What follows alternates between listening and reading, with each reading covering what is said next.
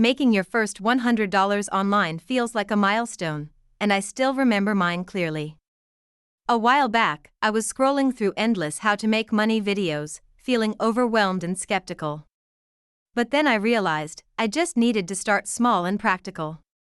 I decided to leverage skills I already had, like Excel and data entry, and offer simple freelance services on platforms like Fiverr and Upwork. My first gig was creating basic spreadsheets and automating small tasks for clients. I didn't expect much, but after a few days, I landed my first order, and that $100 hit my account. It wasn't just about the money, it was proof that I could earn online, no fancy degree or big budget needed. From there, I kept learning, improving my skills, and offering more valuable services. Now, I make consistent income online, and it all started with that first $100. If you're starting out, remember, small steps lead to big wins.